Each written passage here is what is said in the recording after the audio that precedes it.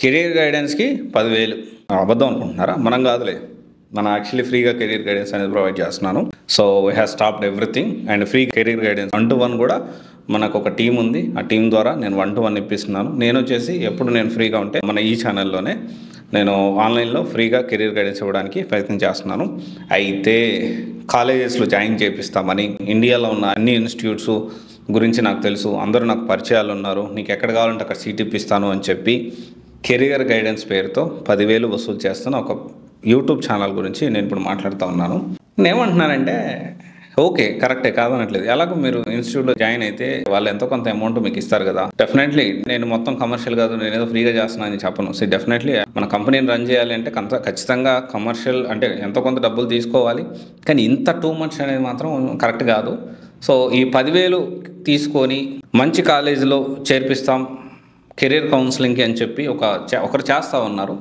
So actually నేను ఇంకా దాని గురించి డీప్ ఎంక్వైరీలో ఉన్నాను. వాళ్ళ గురించి అతను ఏం చేస్తున్నాడు, ఎలా 10,000 వసూలు చేస్తున్నాడు, 10,000 వసూలు చేసి ఏం కెరీర్ కౌన్సిలింగ్ ఇస్తున్నాడు. సో అసలు 10,000 అంటే ఊహ కూడా అందట్లేదు నాకు నిజంగా. సో ఎనీవే, ఎంత ఇది ఉన్నా కానీ అదైతే కరెక్ట్ కాదు. సో పేరెంట్స్ అందరూ కూడా ఆలోచించాలి. ఇలాంటి మిడిల్ మ్యాన్ లేకపోతే పిఆర్లు లేకపోతే కాలేజీలో చేర్పిస్తామని చెప్పి డబ్బులు వసూలు చేసే కెరీర్ కౌన్సిలింగ్ పేరుతో కాలేజీలో సీట్లు ఇప్పిస్తామని చెప్పి 10,000 వసూలు చేసే ఇలాంటి పర్సన్స్కి మీరు కొంచెం దూరంగా ఉండడం మంచిది.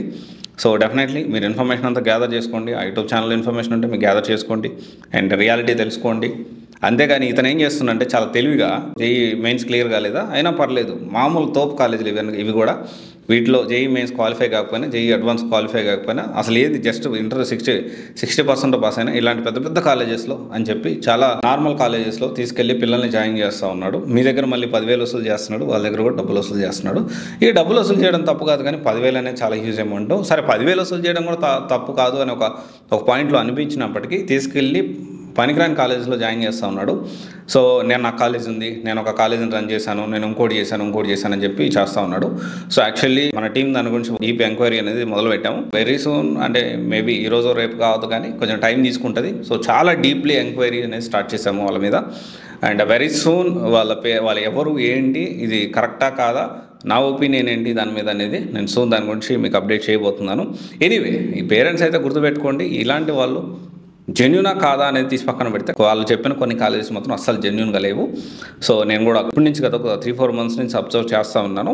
సో ఎనీవే, ఎవరైతే ఐఐటి జేఈ ప్రిపేర్ అవుతున్నారో వాళ్ళందరూ కూడా మీరు ఎగ్జామ్ మీద ఫోకస్ చేసి ఆ ఎగ్జామ్ వచ్చిన మార్క్స్ ద్వారా సీట్ తెచ్చుకోవడానికి ప్రయత్నం చేయండి. ఇలాంటి మిడిల్ మ్యాన్స్ ఇది ఒక టైప్ ఆఫ్ బ్యాక్ డోర్ లాగా, దీని మీద వెళ్ళొద్దు. సో ఇది ఒకసారి ఆలోచించండి, మీ పేరెంట్స్ డబ్బులు వేస్ట్ చేసుకోవద్దు. Thank you. This is Raj signing off.